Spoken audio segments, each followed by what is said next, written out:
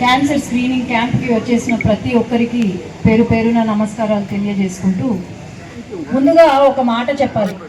ఒక నెల రోజుల క్రితము విజయవాడకి వెళ్తూ ఉంటే బాలకృష్ణ గారు కనిపించారు ఫ్లైట్లో. నేను ఆ రోజు అన్నాను, సార్ ఇలా మా నియోజకవర్గంలో క్యాన్సర్ కేసులు చాలా ఎక్కువగా ఉన్నాయి. మనము నేను మామూలుగానే ప్రతి సంవత్సరము ఒక 2-3 క్యాంప్స్ అయితే కూడా ఒక క్యాంప్ నిర్వహిస్తాము అని అంటే వెంటనే కాల్ చేసి, లేదు మనము నంద్యాల కాన్స్టిట్యున్సీలో క్యాంపులు పెట్టాలి అని చెప్పి అప్పటికప్పుడు ఓకే చేశారు బాలకృష్ణ గారు. నేను నెహ్రూ నగర్ ఎందుకు ఎంచుకున్నాను అంటే, మా పెద్ద బాలకృష్ణ ఫ్యాన్ ఒకరు ఉన్నారు ఇక్కడ. ఎప్పుడో నుండి ఇంకా బాలకృష్ణ అని పేరు వస్తే ఆయన నాన్న చెప్పేవాళ్ళు.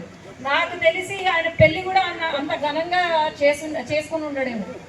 బాలకృష్ణ గారి ఇది ఏదైనా సినిమా ఏదైనా హిట్ అయిందంటే ఇంకా ఒక పండగనే అని నాన్న చెప్పేవాళ్ళు. అందుకు ఫస్ట్ గుర్తొచ్చింది మా ఫ్యాన్ నెహ్రూ నగర్ సీన్ అన్న కాబట్టి ఫస్ట్ నెహ్రూ నగర్ గ్రామంలోనే పెడదామని చెప్పి ఈరోజు నెహ్రూ నగర్లో పెట్టడం జరిగింది.